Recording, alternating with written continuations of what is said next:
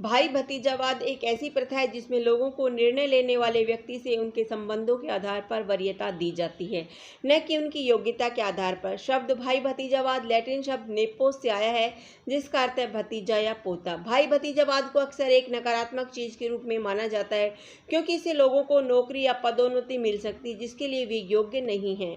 भाई भतीजावाद अर्थ और अवधारणा। भाई भतीजावाद का सीधा सा मतलब है कि सत्ता में बैठे लोगों द्वारा रिश्तेदारों या दोस्तों को दिखाया गया पक्षपात। यह लगभग सभी समाजों में सदियों पुरानी प्रथा है, जहां सत्ता के पदों पर बैठे लोग अपने प्रभाव का उपयोग अपने ही रिश्तेदारों को लाभ पहुंचाने के लिए करते हैं। भाई भतीजावाद अक्सर भ्रष्टाचार की ओर ले जाता है और भाई भतीजावादी नियुक्तियां आमतौर पर क्षमता के बजाय व्यक्तिगत वफादारी के आधार पर की जाती है।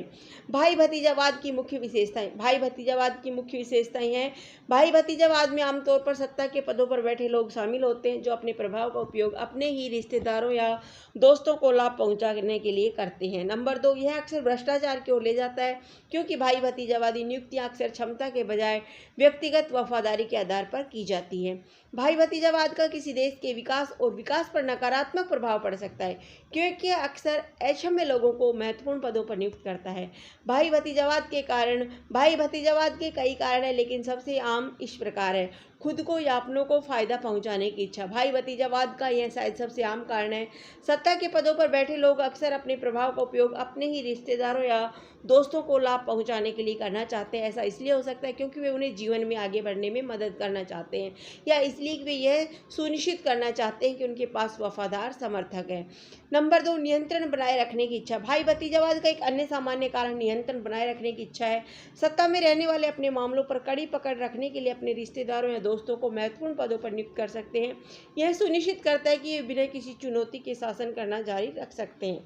नंबर 3, बाहरी लोगों का डर। भाई भतीजावाद का दूसरा कारण बाहरी लोगों का डर है। बाहरी लोगों को बहुत अधिक प्रभाव प्राप्त करने से रोकने के लिए सत्ता में रहने वाले अपने रिश्तेदारों या दोस्तों को महत्वपूर्ण पदों पर नियुक्त कर सकते हैं। इससे उन्हें यथास्थिति बनाए रखने और अपने अधिकार के लिए किसी भी चुनौती से बचने में मदद मिलती है। किसी देश के विकास पर भाई भतीजावाद का प्रभाव। भाई भतीजावाद कई कारणों से किसी देश के विकास और वृद्धि पर नकारात्मक प्रभाव डाल सकता है।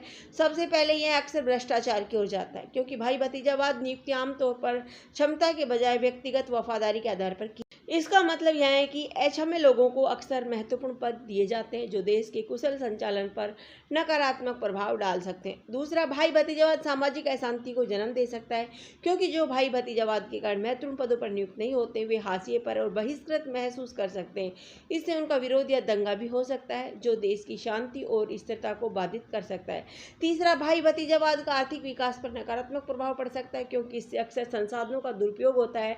उदाहरण के लिए, यदि भाई भतीजावाद के कारण किसी को किसी महत्वपूर्ण पद पर नियुक्त किया जाता है तो वे अपनी शक्ति का उपयोग करके अपने ही रिश्तेदार या दोस्तों को अनुबंध देने के लिए कर सकते हैं। इससे संसाधनों का गलत आवंटन हो सकता है, जो आर्थिक विकास को बाधित कर सकता है। निष्कर्ष, इसीलिए भाई भतीजावाद एक सदियों पुरानी प्रथा है जिसका पालन लगभग सभी समाजों में किया जाता है। यह किसी देश के विकास और विकास पर नकारात्मक प्रभाव डाल सकता है, क्योंकि यह अक्सर भ्रष्टाचार और अक्षम्य लोगों को महत्वपूर्ण पदों पर नियुक्त करता है। इसीलिए देशों के लिए महत्वपूर्ण है कि वे भाई भतीजावाद से निपटने के उपाय करें और यह सुनिश्चित करें कि योग्यता के आधार पर नियुक्तियां की जाए। धन्यवाद। जय हिंद, जय भारत।